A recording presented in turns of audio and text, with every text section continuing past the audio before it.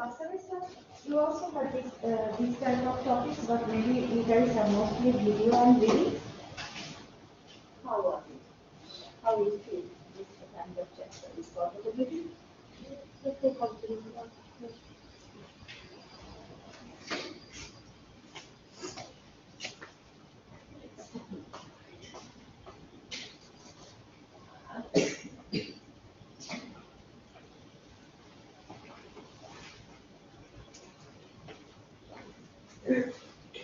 Okay.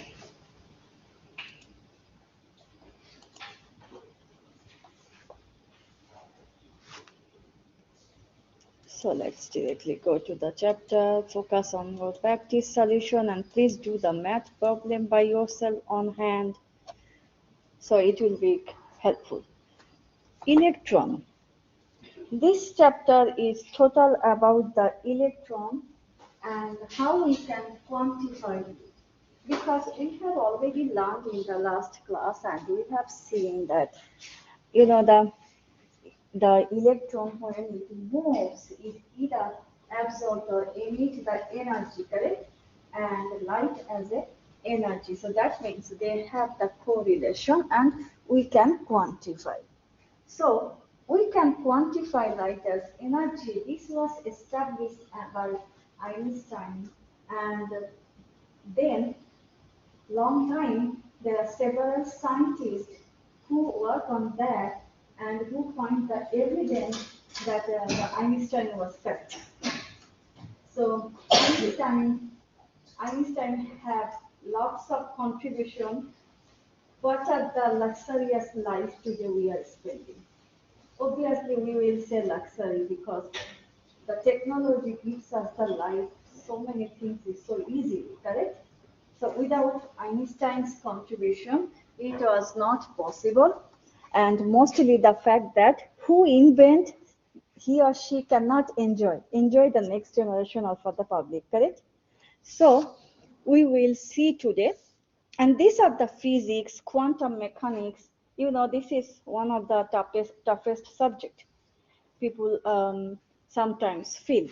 But still, if you can find the interest, then it will not be too much tough. But this is physics, like kind of mathematics. I think you all had some higher mathematics, the calculations, differential or integration of equations, and then, but in your case you guys have little bit of touch on that, but as a part of basic chemistry you don't have detail, and actually you don't need, because I have seen last semester I took the recitation for the final year student, graduate students, one course, and I saw that so details. So for one topic, you need a couple of lecture. So we will not go there. What we have on the topic in the syllabus, we will talk on that. Let's go move on. First of all, that in the 19th century, it was believed that matter and light are two separate and distinct unity. Yesterday we also talked and learned that light or energy can travel through the solid, liquid, from any matter to matter, but matter don't move. Light as a part of energy move. So in the context, it was believed on the 19th century that the matter and light is a separate or distinct things. What do you know? What do we know about waves? So before going through, let's revise the wavelength and amplitude. I think we had the three things that yesterday we taught: wavelength, frequency, and amplitude, correct? Wavelength is the distance between the two full waves. Amplitude is actually the height of the wave. And frequency, the number of waves per cycle second, correct? How many waves? If wavelengths are small,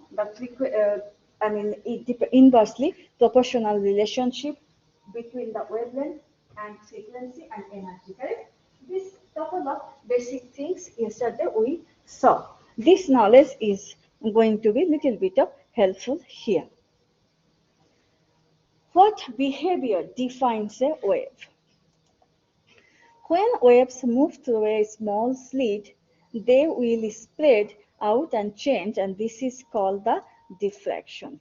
So if we consider that we have slit, here we going, so maybe there will be go some here, some like here. So that we will say the diffraction, and it can be also the different pattern. So when waves move through a small slit, they will spread out and change, and this is called diffraction. See? Now, the interference. When two waves interact, so when two waves come together and blending, then what happens? So when waves through the double slit, they both diffract and interfere with each other, and this is called the double slit experiment. So if we have two waves through the two slit, they come together and overlap. So this phenomena is called the both have diffract and interfere. So obviously, if two things come together, hit each other, they have some momentum and force. Like like just everyday example that when we move, I mean, go or drive the car on the highway, there can be two types of accident: head to head and head to back. Correct? But if the head to head accident, that's more dangerous, huh? Because of the speed and hitting collision. That's too dangerous. Here also kind of things that if any two things come, obviously they will interfere each other. It doesn't matter the single slit or double slit. We know that light is a wave because it shows interference and diffraction pattern. So that's the some basics we need to be know here. So diffraction of light, when light waves hit a regular array of points or lines, they become scattered. And interference, so this is the regular one. So they will the light will I mean sorry light wave will hit any kind of slit or array pattern, and they will scattered. I'm not sure. Did you ever play or see? Nowadays, summer is coming, and especially the afternoons when it's too shiny. If the sunlight comes directly through the window, and if you have some CD player or like that, did you ever play? So if you place those very crystal clear surface, like CD player surface, like that, then you will see the rainbow style color reflection, scattery things.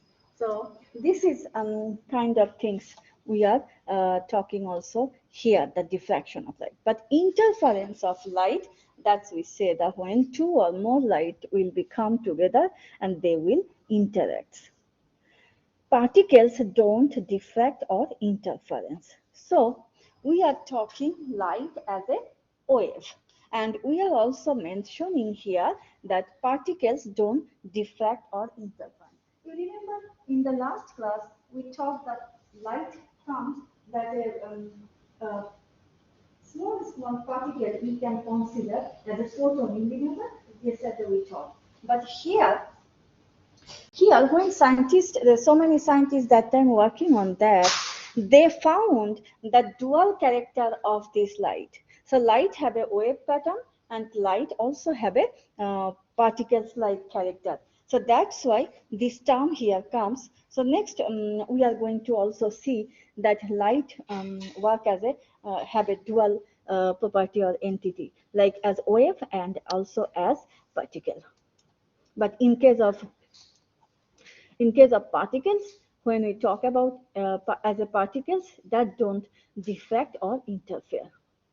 So they either go through a slit or they bounce back. Constructive and destructive interference. I know that this term is not so much directly related to the chemistry lines, but it is still part of the chemistry. So let's learn like that. Not so much details we have here. all are basic about the mechanics, so we will go through according to the presentations. So constructive and destructive interference. Constructive interference when two waves are in the phase by the addition of their amplitude. So we know the amplitude is actually the height, correct? So we are talking that the interference or constructive interference, this term happens when the two waves they interact and by the addition of their amplitude. So you can see that two waves come together and they can be make like this type of amplitude, and this is called the constructive interference. Constructive and destructive interference. So destructive interference when two waves are out of phase. So see the difference between, you guys will have mainly the multiple types of question. So this type of slide are exam material, the difference between the constructive or destructive interference, or which one is the false or true, I mean kind of thing. So we know that constructive interference, two waves will be add and interact, and this type of amplitude of wave will form. But the condition is that it should be in a phase. But when they will be in the out of phase, then this cannot be happen, and it will be subtract. So here, when in the phase, they add and make the high amplitude. You can say the since amplitude refers to the height, so that means that two wave will add and their amplitude we can see. But in that case of destructive interference, the when it will be out of phase, then the two wave will be subtract, and ultimately we are not getting any wave like that. We are getting this type of plan. How to say, plane of totally symmetry, nothing wave remains. So make sure this type of slides, this type of questions are really important as a basic chemistry course, quantum mechanics. As I said just before a few slides ago, so dual nature of light. So we know that light works as wave. Scientists give us so many evidence and also the quantification way. At the same time, scientists also find the light as a stream of particles. Like nowadays, summer, if you go to the playground, you see there are lots of water stream and how to say, summer splash in the park. You will see the very little drop of water when it falls and go outside and scatter. So at the same time, we also find like this type of particle.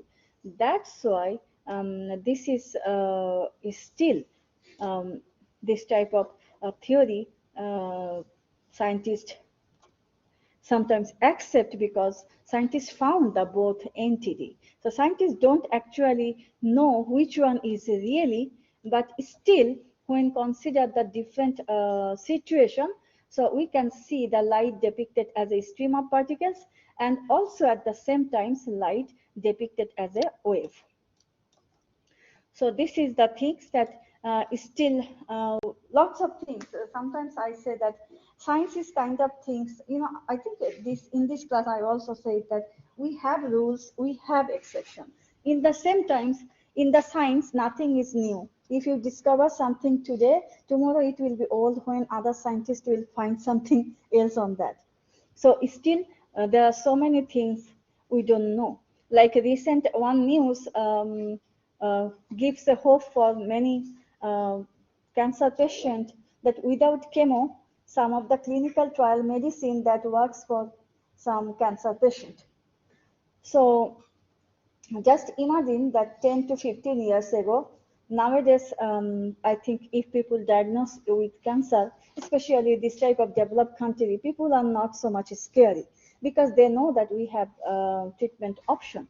But the underdeveloped country or developing country, poor country, If one people in the family diagnoses this type of cancer, that means that it's a disaster, because it not only who is suffering from the disease, but it also involves lots of finance, correct?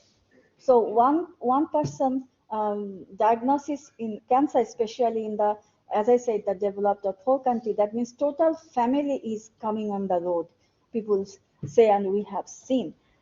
So here is also I just come because this topic will come like that. So many things we will find in the chemistry or science. Still, we don't have logic, but it's happening.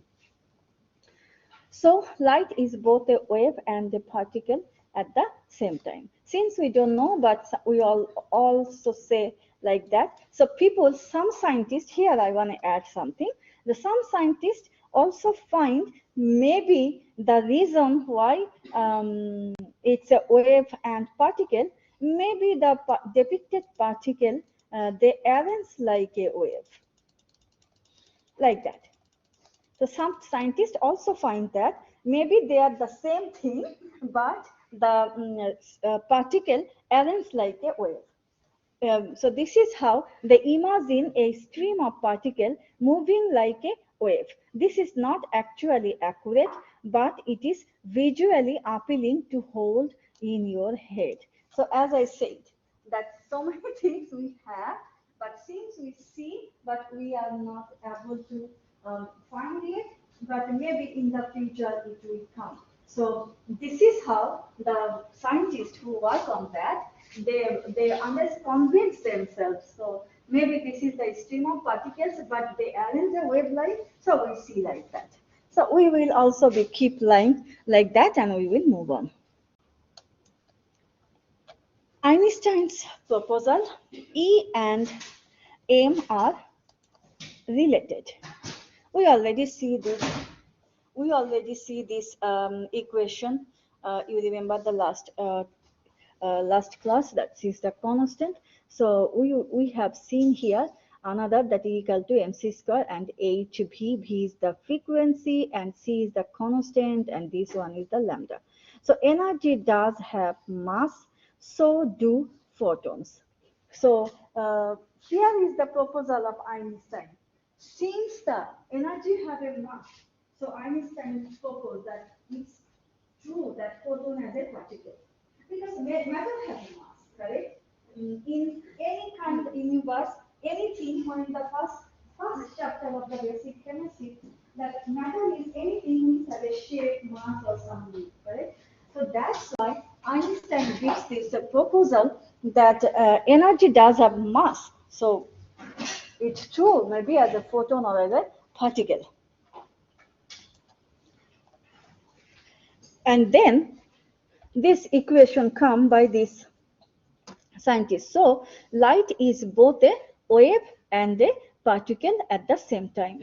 So particles then also have a wave nature. So this type of equation, but particles don't move with the speed of light. So see, couple of things is coming repeat, and this is how actually the invention or discovery find. So when Einstein, see, Einstein is Einstein. So when Einstein finds that light or energy has a mass, so it's very obvious that it can be particle or photon. So this is how they come in a conclusion, but they, at the same time, they also find that particles don't move. As we said last time, that light as energy can transfer from different, but actually matter don't move. So Einstein tried to prove that since photon or can be particle is possible, so that way they don't move with the speed of light. And here they established this equation where the H represents the Planck's constant. Actually, Planck is another scientist who contribute with this type of research with the Einstein. And this lambda is called the Bose wavelength.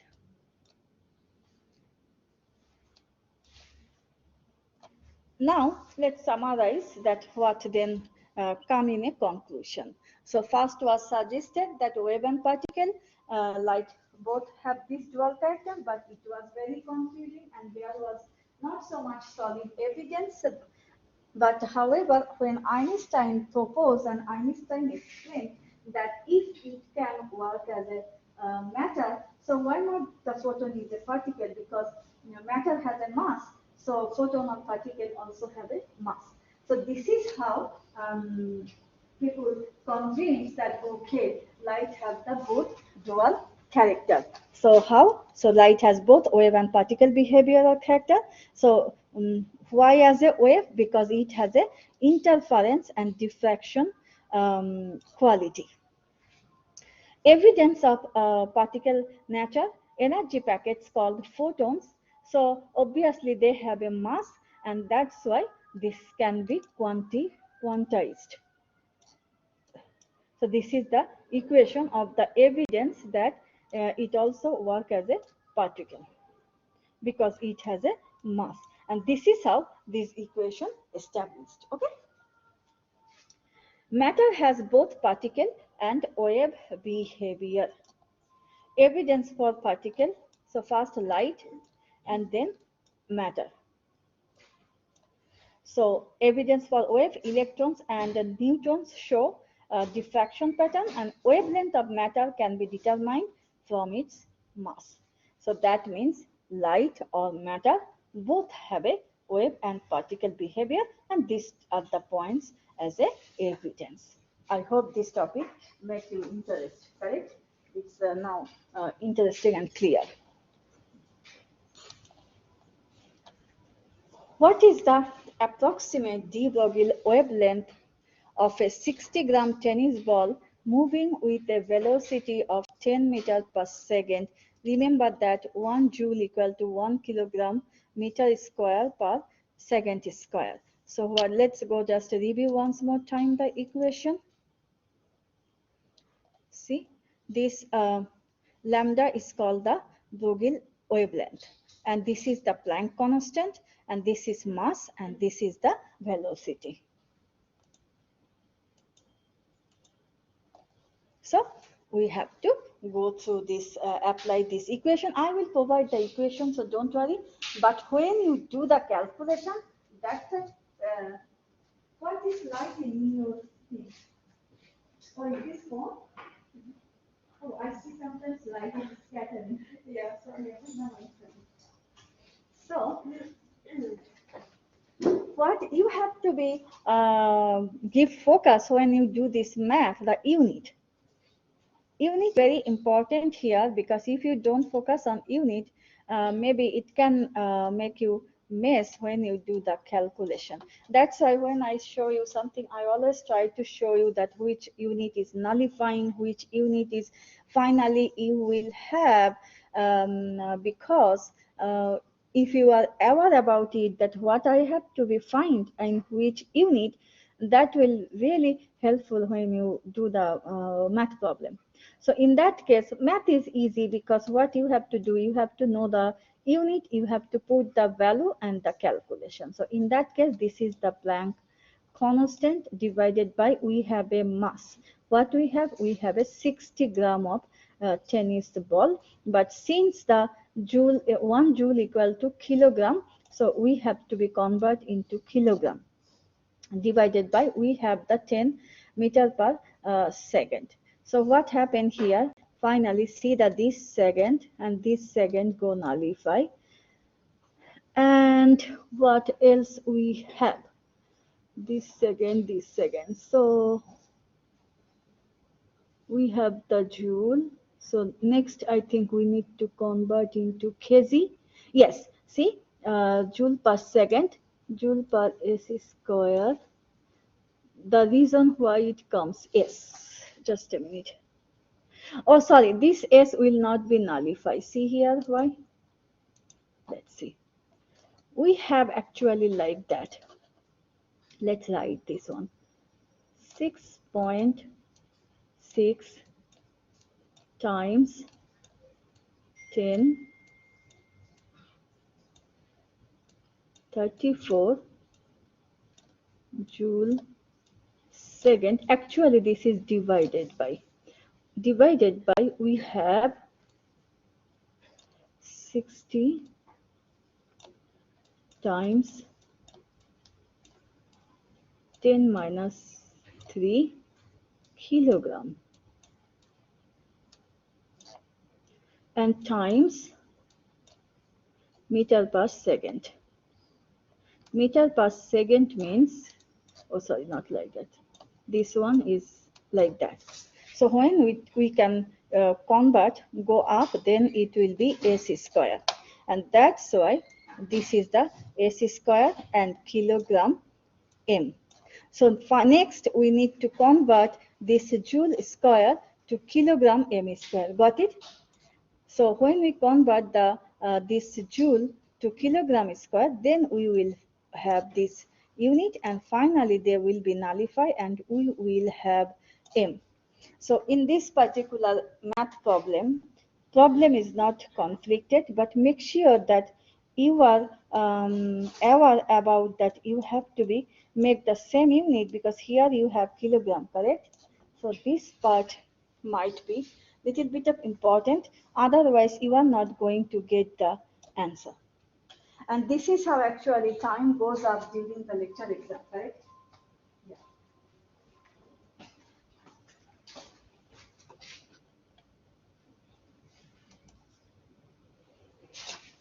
Now the quantum mechanics. Since we are taking that we can quantify the energy, so this is the quantum mechanics basic equation. It's called psi equal to E psi.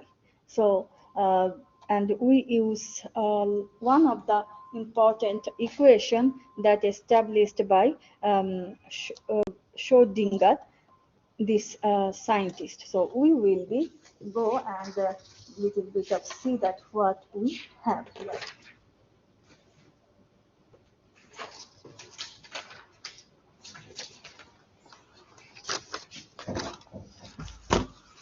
So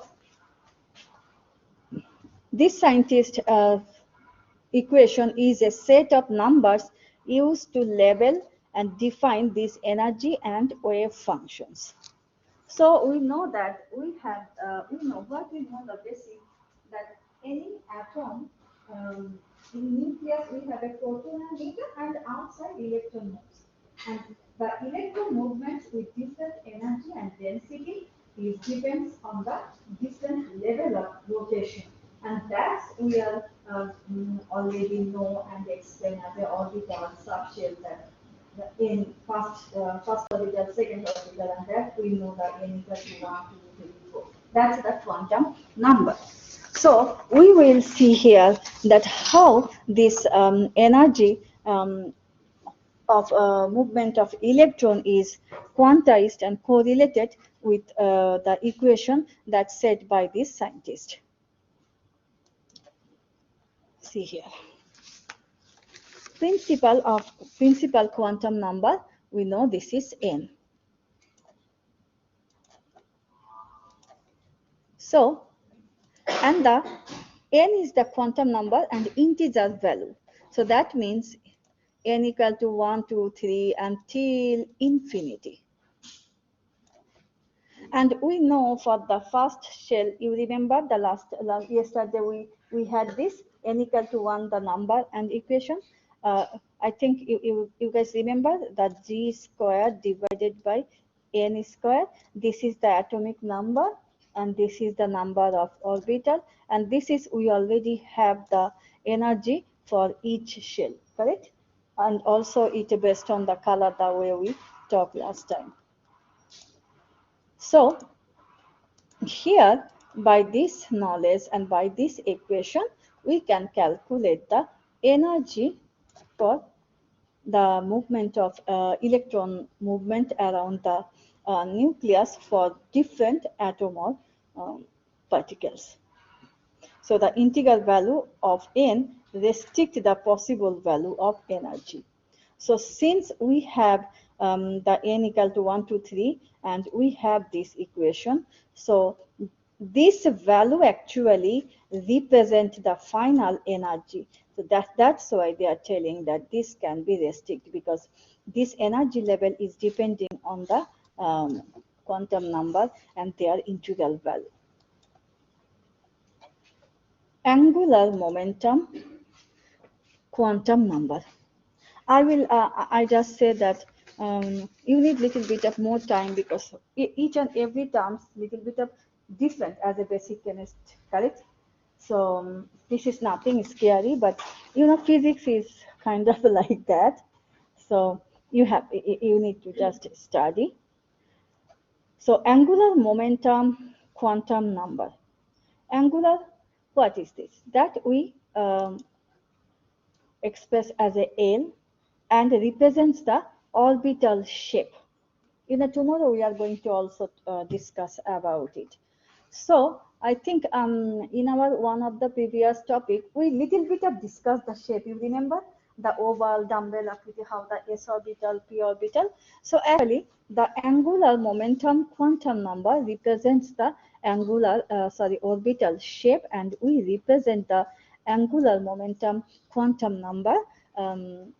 L, and we have the value that already established. If you look into here, L equal to 0 for the s orbital, L equal to 1, 2, 3, 4 for the p, d, f and g orbital. I think you also remember that we say that this is the 1s, then it comes the 2s, 2p, then it comes the 3s, 3p, and then it's the 3d and then f. So these are the orbital and their value. We are going to also see there that you can see the different shape here. Maybe you can see here the shape.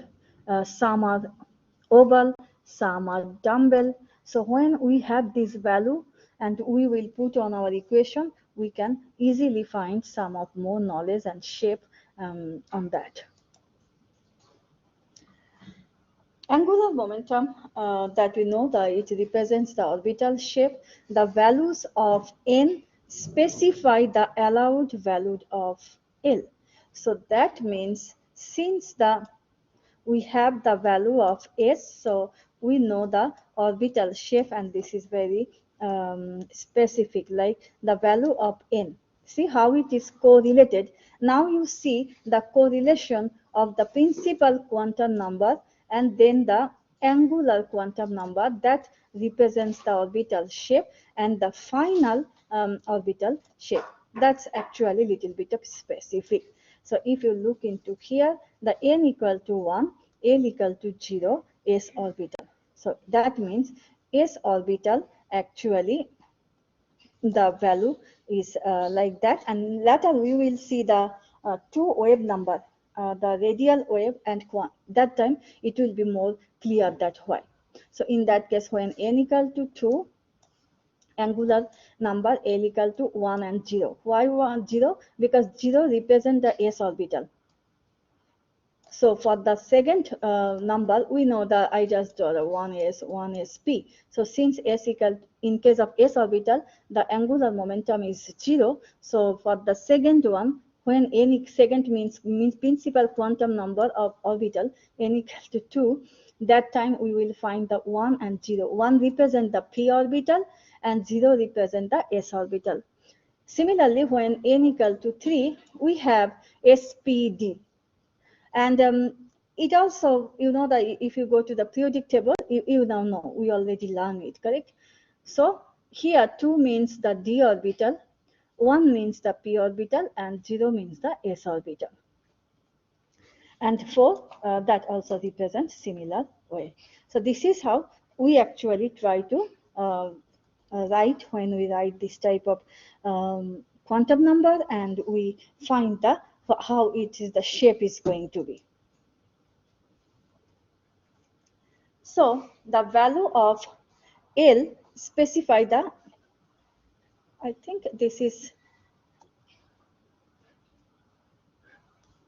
so now we will be talking about the magnetic quantum number that represents the orientation of the orbital.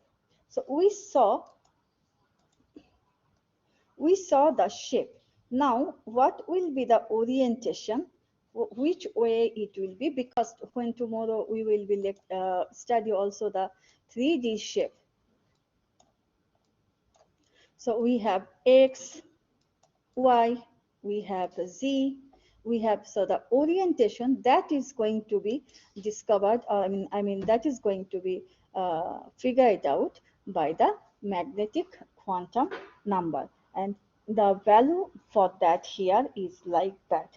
So the value of L012 and the possible value of magnetic quantum number for like that. So for s orbital, for p orbital, for d orbital, this is like that.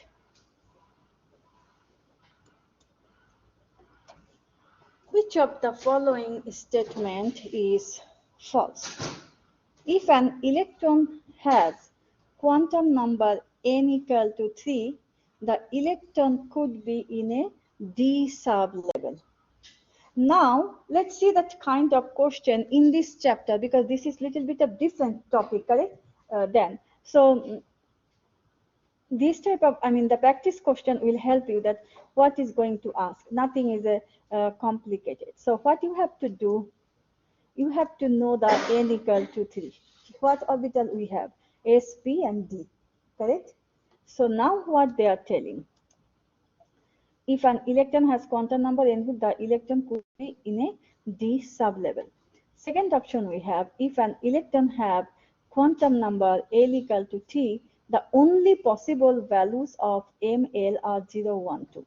Is it true? Because what I saw here is a minus value, correct? So now, if an electron has L equal to 1, it might be in a PD or F sublevel, but not in an S sublevel. So what we saw here. Yeah, correct? So this is how you have to be, beginning of the today's lecture, I saw that we will not memorize, but at the same time we have to learn. So, I don't want to tell the memorized term, but if you don't study, how you will get it? Correct? If you don't know the table, so how you are going to answer here? Same thing, correct? So you need to be little bit of study on that.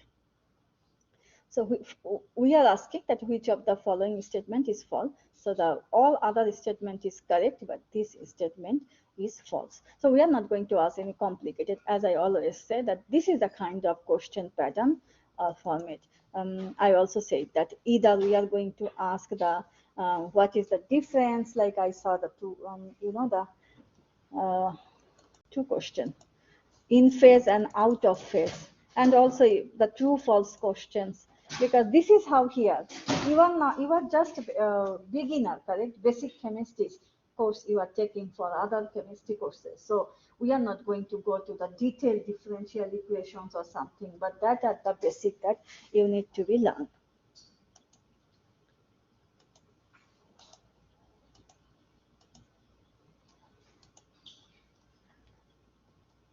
So that are the value.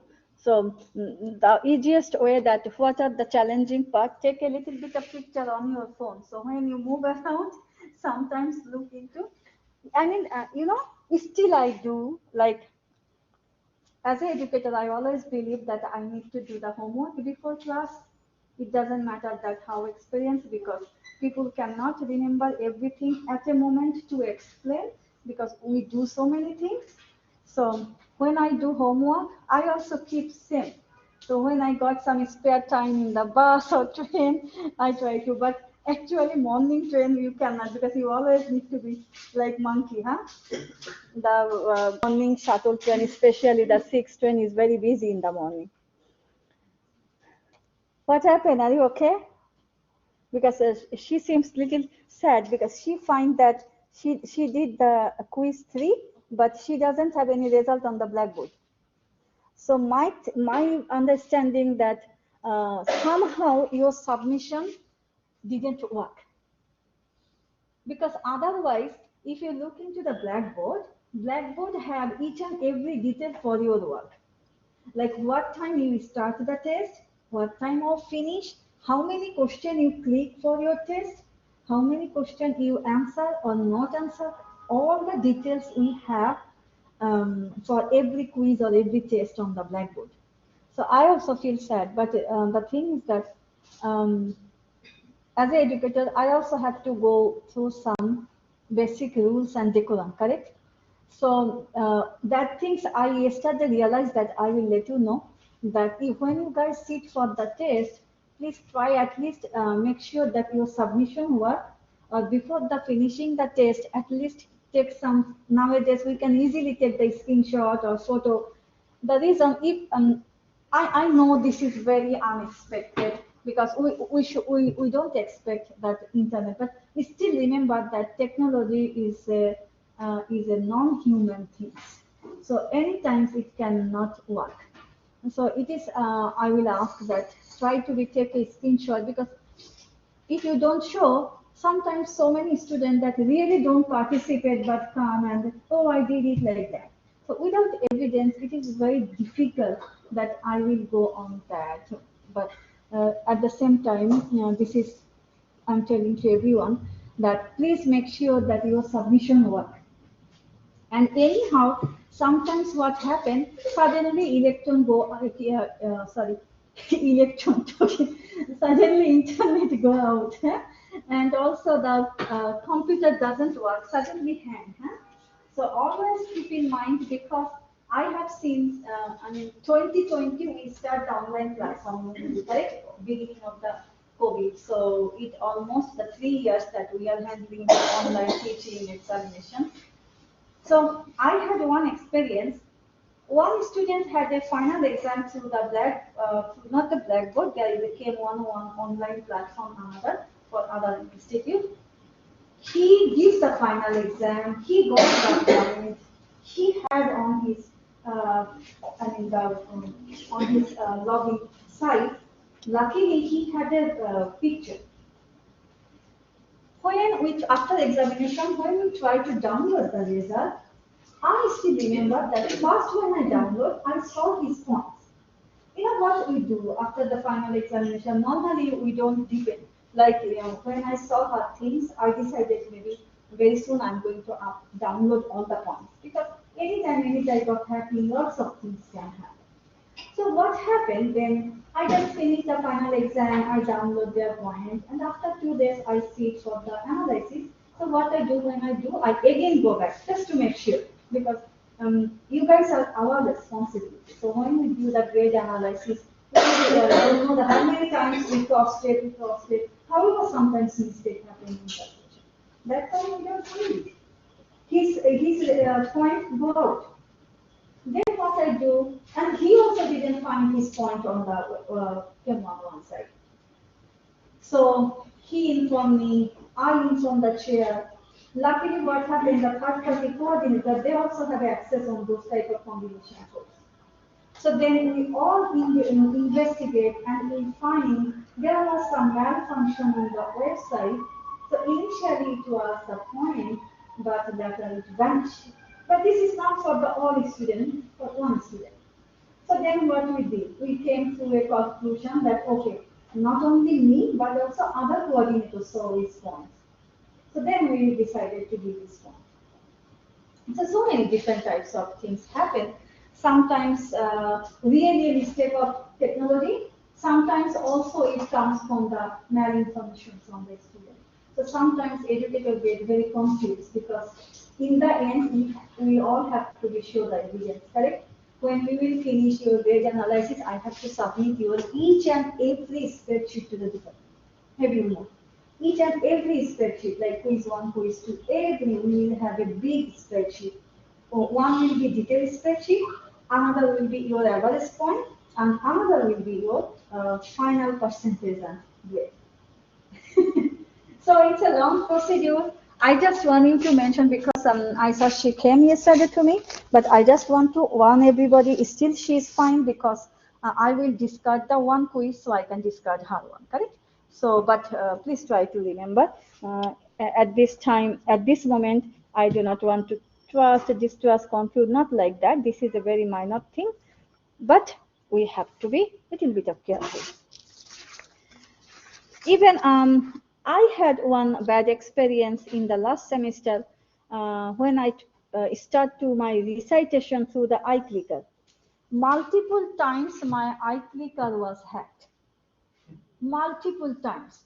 So I had almost 300 plus students for the recitation of organic chemistry.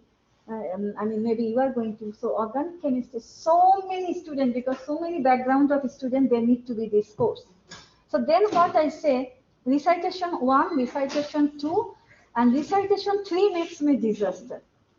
Two things, I changed total system. The reason that it's okay if somebody trying to do it or just disturb. For me, it's fine, but I'm handling 300 students. So it should not interfere their result, correct?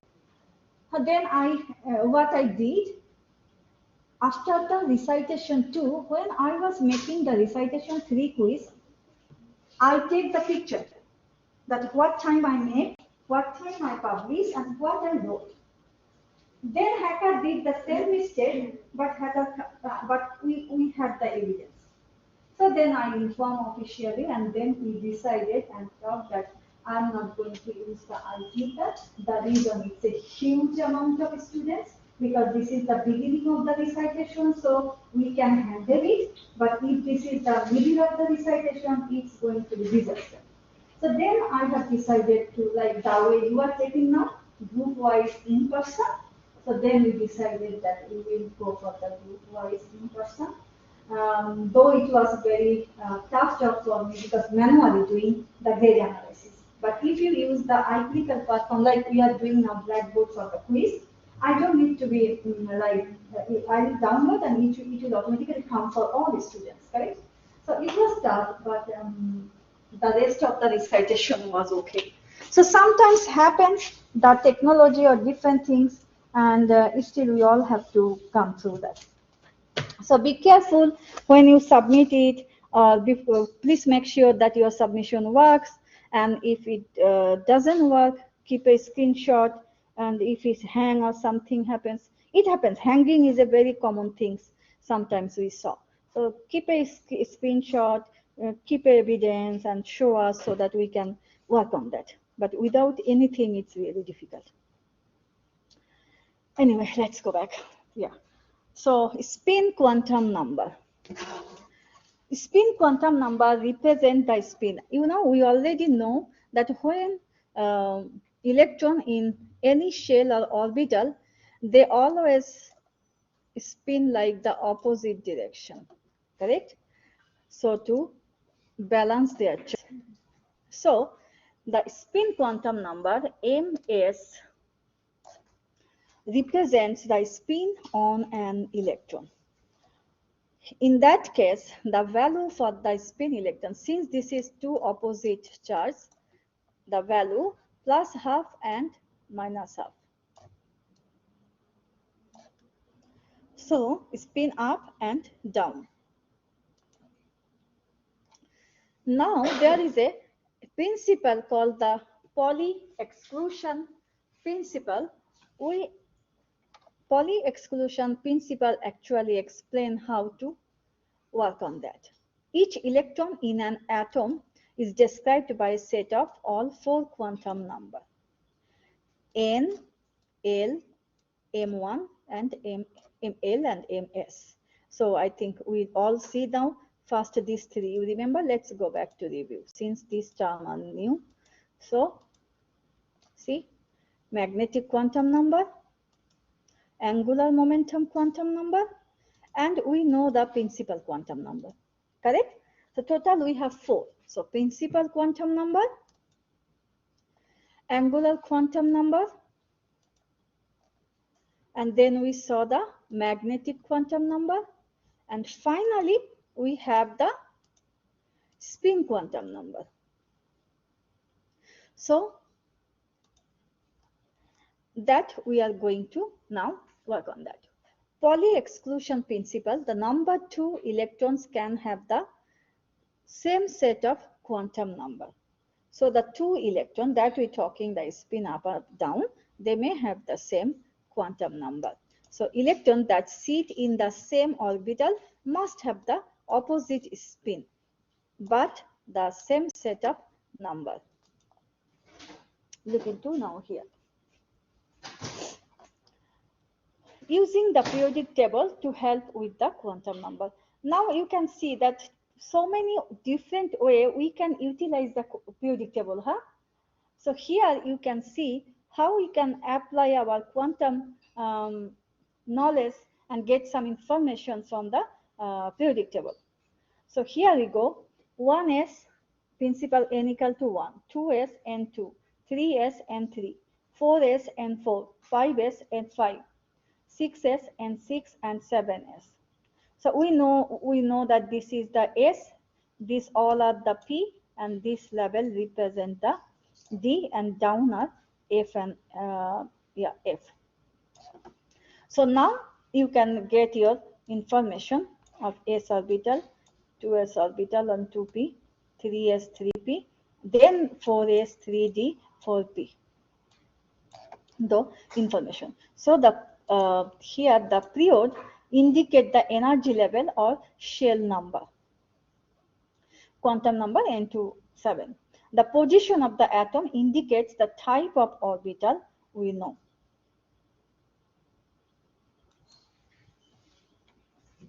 What is the maximum number of electron that the n equal to 3 energy level can hold? Without any knowledge, can anybody tell the number of electron? You remember the first time I talked the maximum number of electron, you remember? So can you say the first n equal to 2, 8, 18, correct? If this is n equal to 1, 2, 3, so without any knowledge, we can find the correct answer. But we have the information, so we can apply on that. Here we go, the way to find the number of electron. That's why when I go for the basic chemistry course, I always give this type of basic electron, because all the topic when we gone through, we see the similar types of things. So the shell number 3 here, the subshell here, the orbitals here. So the value for the N3, we have the L and M and the orbital.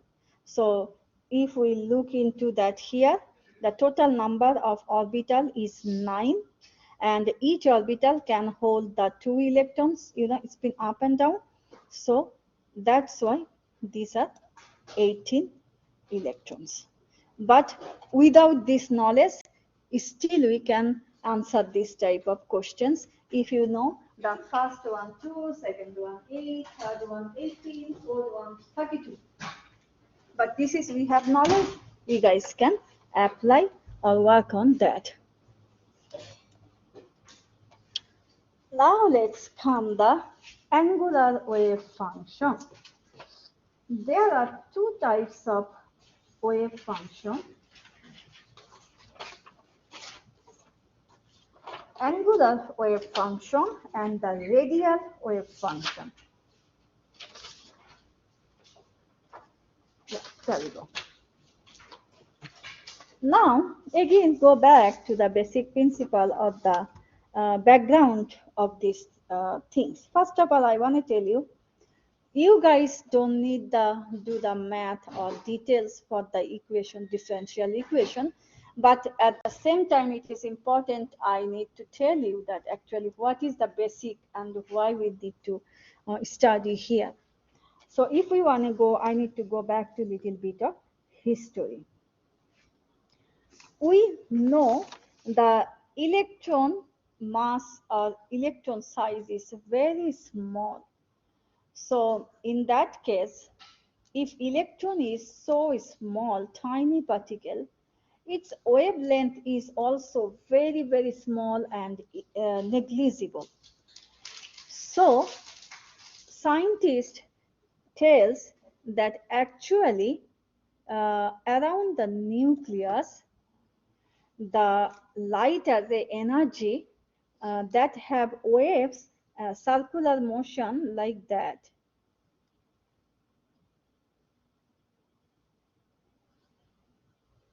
So this wave represents the electron. So this electron, where we can find this electron? Because we cannot see it so tiny. So scientists study and find that actually around the nucleus actually electron moves. We know the now composition of atoms, right? So we know the electron is moving, but electrons are so tiny than their length or their wave or length or whatever the way they are moving, it's very difficult to find. But we can, scientists assume that since it moves as a circular motion, as a wave, this circular motion wave is actually the electron. And that we can find it. And how we can find it? That the one is angular wave function. So if I tell you actually the definition of angular wave function, it describes the harmony of the electron shape. And if we know the electron shape, because orbitals are a cloud of the probability density of the electron. So as we are talking, the electrons are moving around the nucleus as a cloud of density. So we know that the different orbital shape, that is which orbital have how many and how dense they in that regards. So since we know that orbitals are a cloud of the probability density of the electron. So here the quantum mechanics use the probability term that we may find, we may not find. And then they use those differential equation, and this is kind of equation. So how this equation comes, maybe we are not going to describe because we don't have the application in the basic chemistry course, and it's really very big, but I want to show you something. Going back to the things. So these equations, here we go.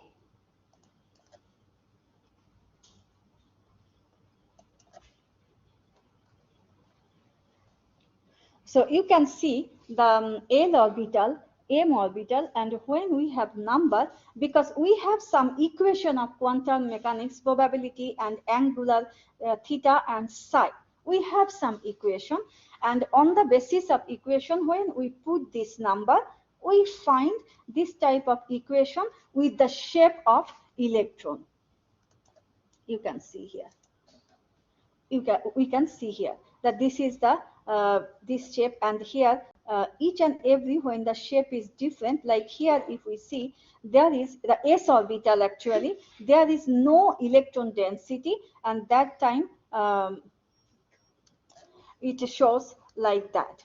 So if when we go for the orbital number and put on the equation, so on the you can see the number, you can see the different shape and different node or angular momentum comes, and that's how actually we get this. But we don't have detail, and I think if we do the details, it will go over that, so we don't over the head, so we don't need to go through that. But the basic I want to say that the angular wave function is important to quantify or to find the electron, and their shape of the electron, different shape of the electron. So angular wave number in that case defined as the number of wavelength per unit distance of the spherical wave frequency. So the number of wavelength and also the shape, and we find the electron or not with their shape. And this equation, the equation based on this differential equation is called the let's see the scientist name. Yeah, Schrodinger equations. So I'm not sure here we have it not, but actually the equation is called this one. Let's write here.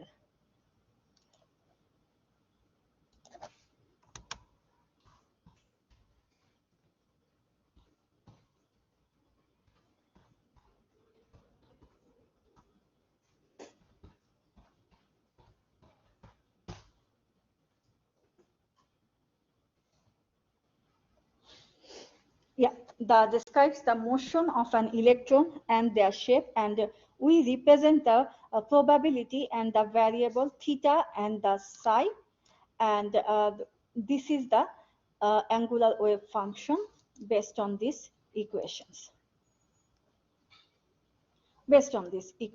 Okay, you remember the beginning of our slide, we had this term, huh?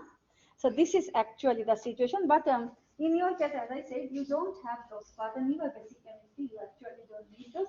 But if anybody interested, you guys can little go through here, and you guys can check it out here.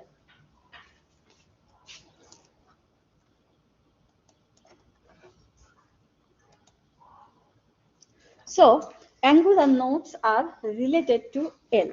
So if we see the shape here, I need to tell you something. So many things I wanted to say, but I need to make sure that you guys don't get confused. Yeah, here you go. So when we move from one to another, it's getting bigger and larger, correct? So in case of here, the first s orbital, we don't have the node. I mean here this one. But once we move on, we have some node. That means we have a chance to find the electron and their motion, how they are moving, and it depends according to the shape and the orientation in different three-dimensional structure. So angular nodes here, the L is the number of angular nodes. So for s orbital 0, p orbital. So that means for s orbital, we will not find any node. The size, it's still the plane size. But when we will move to the other, we may find here angle, we will get to find, and this is the number. Today, do you want to learn more or keep for the tomorrow? Everything. I don't want to overwhelm you guys. Do you want to finish today or keep tomorrow? You guys are today so silent. I'm getting interest here. Is the new professor? No, not for me, because obviously I did homework. If I finish, it's good for me, but I don't want to overwhelm at the same time, because sometimes when we do too much lecture, it doesn't go well to the students, and they feel that, oh, today my lecture was It was kind of a lot of information. Yeah. So boring, huh? Not boring. Not boring? It was okay. Yeah, it was okay. Because as I said in the beginning, this is a kind of chapter you need to study. Yeah. Otherwise, you cannot solve the problem. Or you have to get, yeah. So lots of information. Yeah, I try, because it's my job to explain. But at the same time, I need to make sure that you guys are basic chemistry course. So I should not lecture like third grade, I mean the final year graduate student like. I also have to keep mind. Yeah.